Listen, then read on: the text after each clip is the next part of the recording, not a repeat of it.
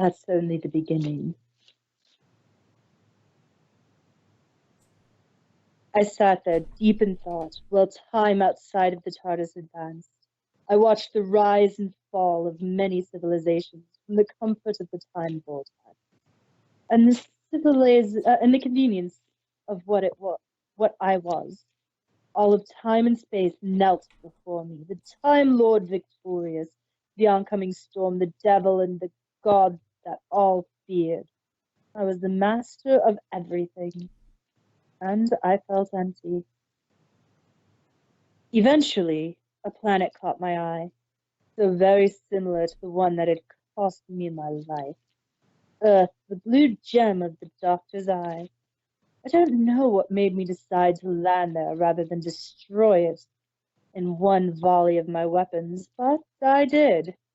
I think some small hope remained that somehow I still had him around. I landed on the surface at the southern tip of one of the continents. This one actually was the land of the unicorns, but I didn't know that at the time. I spotted a large rock nearby and used the TARDIS's chameleon circuit to take that form. Tom, as you readers now call it, TARDIS of Master. Fitting. Nearby, a ship of different kind was landing. Explorers from the kingdom of the Earth ponies, exploring a new land. I snaked my way onto their ship, using my natural hypnotic powers to make them all think I had been there from the start, and began talking with them. I learned fast that I needed a perception filter to hide my teeth from them, and once I was done, I learned from them. I actually learned a lot from them. The inside of the TARDIS is all hoof-made, from the furniture to the walls of the room. Natural wood from that encampment, preserved by the TARDIS, all worked from my own hoof. For 7 years we lived there in peace. They all became a second family to me, and I began to understand why the Doctor liked humans so much. My hate for the Doctor, or my own madness, no longer clouded my eyes, and I saw good people, and I loved them for it. I learned to hate them again, as fast as I learned to love them. Okay, since they do clicks, but there's like different ones between it, so I can show the pictures properly. If you can just like do say the a numbers. click or a next or something, just give me an indication that I'm changing pages. Oh, okay. Yeah. So you want me to redo that or no? No. Keep going. Just Okay. on this one, it does it again, so. Okay. I was trying to put a little pause in between. Okay, well, okay, I wasn't picking up on it. Okay. The easiest way to explain what happened is to go back to the events a few days before the pain. I had, oh, no, this is totally, I had decided to stay around the ponies. I had found to learn how to use my body before I went off on my own and explore. After all, what good am I if I can't even use my own body? Next. A young colt by the name of Lucky Strokes and I had become friends over the 7 years I had lived with the colonists here in this new world. The white coat and dirty blonde mane and tail made him appear innocent, when at heart he was a big, if not bigger, trickster than I was, knowing how to cheat at nearly every game of chance that has or ever will be invented.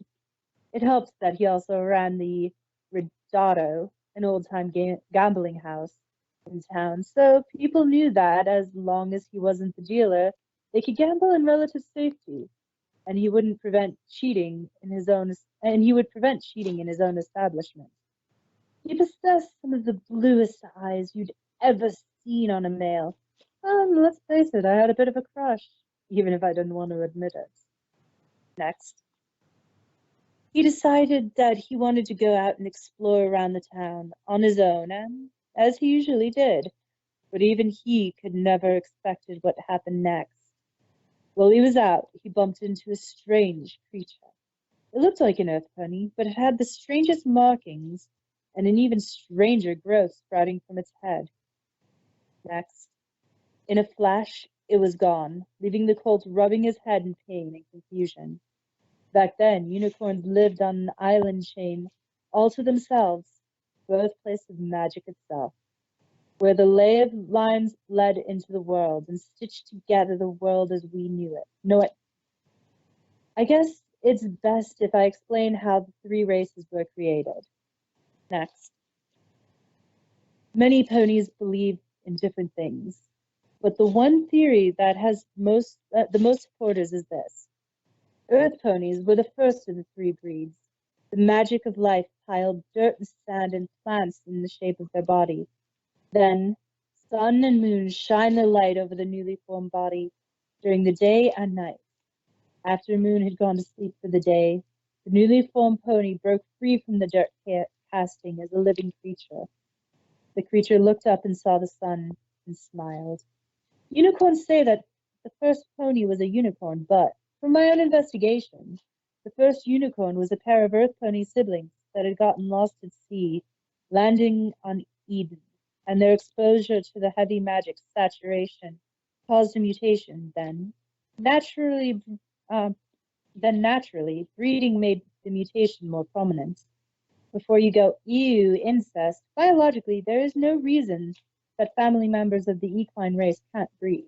It's all they had, and if it wasn't for them, then you unicorns would never come around. Pegasi are actually the only race that is agreed on by everyone. An Earth pony tricked a griffin to carry him to the moon and sun, and they gave him wings. Speed to match his wit, and the ability to control the weather. The truth of this is that ponies are much more susceptible to magic, and therefore exposure to the heavy magic ley lines to the east and west caused the mutation of their third race. And that's... Yeah. This one doesn't have any actual numbers. Okay. I'll just go paragraph by paragraph. Oh, okay. It actually has paragraph. Hold on. 1, 2, 3, 4. Okay, I guess I'll just go paragraph by paragraph because they aren't numbered.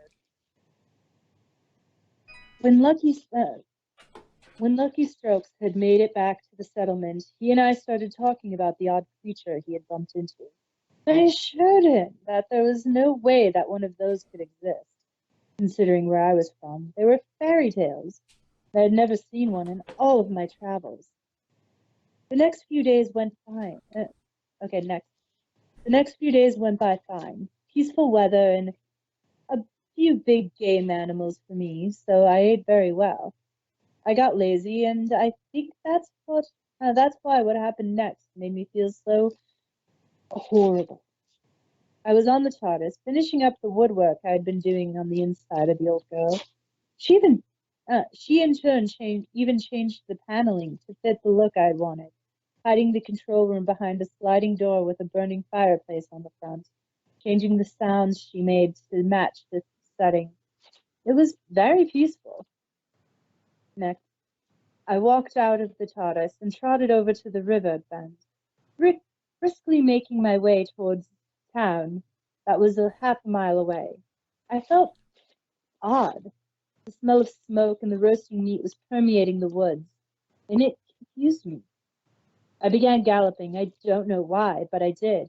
And a few minutes later, I ran to the middle of the most horrible sight I could ever have seen in my long life. Lucky Strokes was there, crucified on a pole, Roman style, and worse yet, he was on fire. The smell of him was... The rest of the town was on fire, and the bodies of all the Earth ponies I'd come to enjoy the company of were all dead. Next, a band of 10 unicorns stood in the middle of town, and when they spotted me, fireballs flew from their horns at me, and I turned tail and ran. They were teleporting my above average speed, keeping them behind me. But every now and then, I'd feel the heat of the fires behind me. They got better and better with their shots. I dove headfirst into the TARDIS and closed the door, and began shaking uncontrollably. I was heartbroken. I took the time to care about something, and now it's all gone. Now I know how the doctor felt.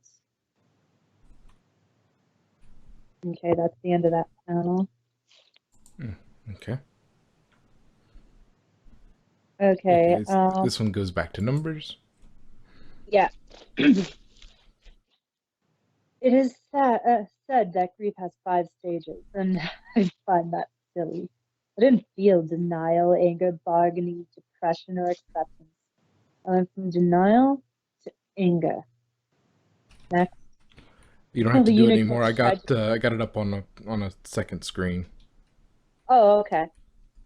Well, the unicorns tried to figure out where I went. I had the TARDIS activate the shields and open the scanners to read the energy they were using against me. I spent the next few moments having the TARDIS remake my laser screwdriver. And then I opened the door. They didn't have time to react as I shot them one after another. The last two managing to spend the last moments of their life giving me the data I needed to protect myself from magic. After all, if arcane magic is nothing more than an energy that unicorns use to focus on their horns, and not a special ability that they can access without said horns, then my TARDIS can block it with the shields. After that, I followed their tracks back to the kingdom they came from, and blew it off the face of the planet, causing it to rupture and pour the magic from under the ground and into the air. So I guess I created the Leylons themselves. After that, I jumped ahead in time and traveled far from there, keeping to the planet until I found a new continent, Zebrica.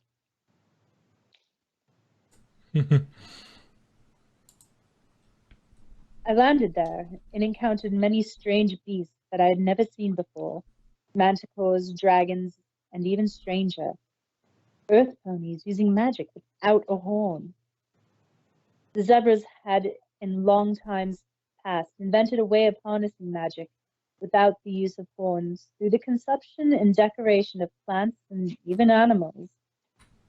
They call their casters shaman, and I, with my high charisma and even higher intelligence, convinced their best shaman to teach me his ways. I learned that through concentration, I could bend a field around myself to negate magic. And with that field, I could use the right focus, bend and focus arcane energy into spell-like abilities. I found the best focus for this was my laser screwdriver, and that with it, I could cast powerful spells. And in the end, he even taught me a spell that was forbidden, even in civilized barriers. Name binding. It allowed me, with the full name of an individual, to bend them to my will, inescapable until I release them, or until they or I die. I thanked him, the only one I would ever refer to as a mentor to me. To this day, I still hold Zebra in high respect. From here, I left and went further into the future, to the darkest times of equestrian history. As the doors of the TARDIS closed, I leaned back against the wall and sighed, feeling the emptiness and silence of the massive machine I called home pressed down around me. I thought about the brilliant men and women that the Doctor often carried forth on missions. I remember the times that the abstract combinations of gut feeling and off-the-wall luck combined into an oddly magical burst of brilliance that led to my defeat.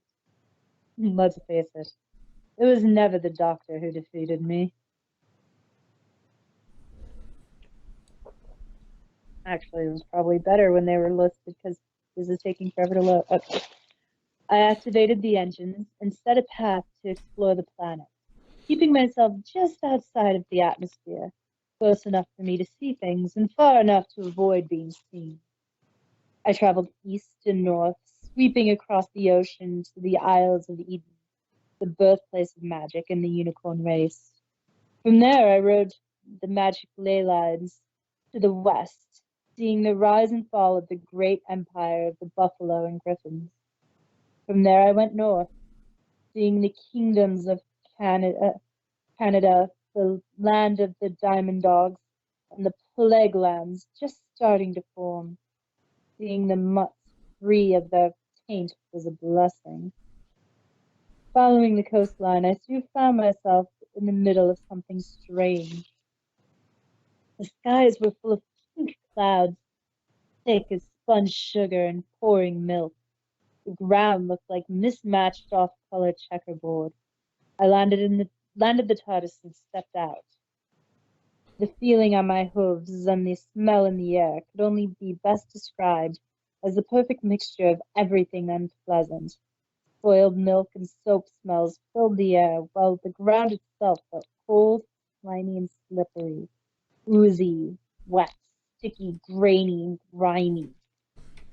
I made my way through the chaos of creation, destruction, something in between, where shadows and reality mixed and ebbed and faded, until I encountered a forest that was, oddly enough, pristine and untouched. My time there was short, but pleasant. I made it to the other side when the feeling hit me. Dong, dong. Something was watching. The TARDIS comes equipped with an alarm, meaning that something bad was going to happen, either to the TARDIS itself or to me. The abomination. You'll have to tell me when the page is over, because it just keeps going. The abomination had separated from me, had fused its being with the magical energies that permeated the very essence of the universe I now called mine. I could feel the curiosity and childlike apathy radiating from the area. It was like a child with a magnifying glass, a stick, and an anthill. He was an ever-shifting mass of creation itself, chaotic and powerful. His form an amalgamation of reptile, equine, caprine, feline, and avian. Turned to look down at me, his form turning with his massive body. The cloister bell in the TARDIS. He took a step towards me, and I felt as if the world itself had pressed against my face, pushing me back. His next step lifted me off the ground, and I hit a tree with enough force to push whatever air I had in my lungs out of them. The next step thrust me into the tree like a bit of rebar into a tornado. Crawling out of the splinters, I made the only move I could. I retreated, gathered myself, got inside of my TARDIS, calmly activated the console to make a temporal jaunt back a few years. The console spluttered, sparked, and I was thrown into the chaotic currents of the time vortex. When I landed, my TARDIS was damaged, keeping me where I was, and the exterior of the TARDIS itself was penetrated by a large bronze sparked tree. I managed to force my damaged door open, find myself in a mist-filled wood. I was stuck.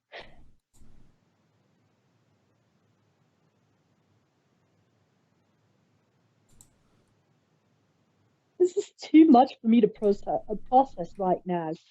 I think I want you to go. I understand this is a lot to take in. Just understand, if you need me, I will come running. The story continues. I am so old, Pinky, so when you do want to continue, even without me, all you need to do is read this. It will explain everything, including the answer to your question. Patience is a virtue, Pinky, and I lost mine a long time ago. I need something to take my mind off of this for a bit, so ask your questions.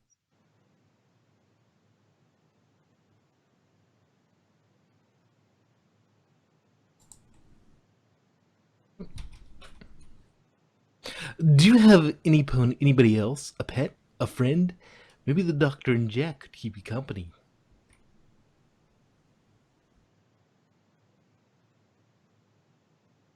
Mr. Waddles.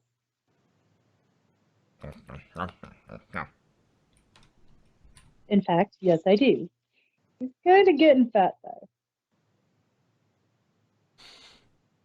I have noticed that you have had more generations than the average Time Lord. Pray tell, how have you accomplished this? To be honest, I don't know. A lot of my past is very fuzzy. I do remember living like a parasite and drifting in and out of madness as I body hopped. I remember being killed by the Daleks, and then I remember being resurrected for the Time War. The rest, well, I told this story already. There is quite a bounty on your head across the multiverse. Do you know that? Whatever for? I keep to my dimension mostly.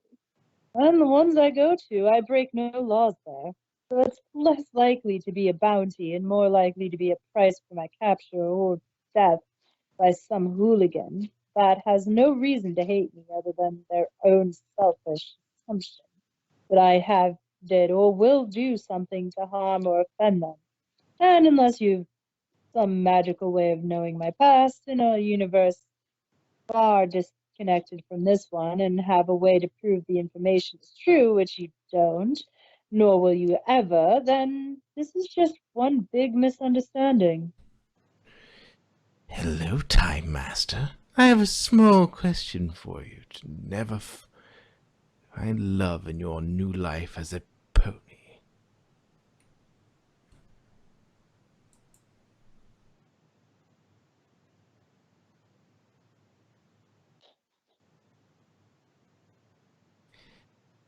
You still have that sweater?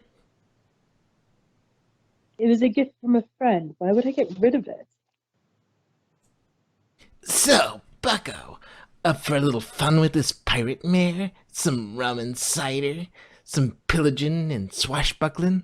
The usual.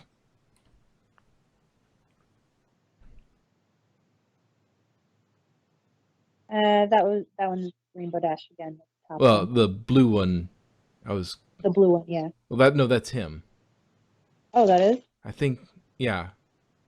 Oh, okay. Amazing, isn't it? Welcome to my home. Fancy place you got here. How did you snag a place like this? I stole her. Same as any good pirate, my dear. She's mine, left over from a war long since ended. She's called the TARDIS, my ship that can take me anywhere.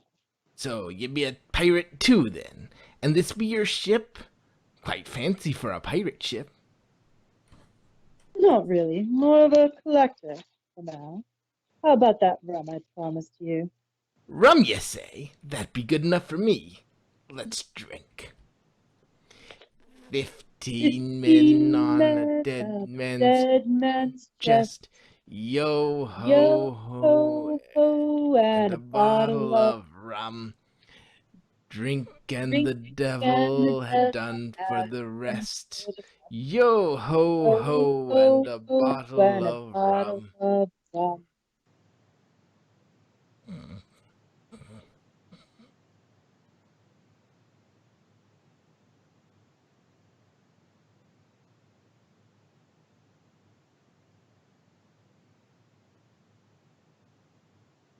Why is your cutie mark an hourglass with a drum? Rose. Well, I didn't hear the drumming. Don't hear the drumming anymore. I think it's more of a metaphor for. I'm pretty sure you have drums on your cutie mark because you like to bang.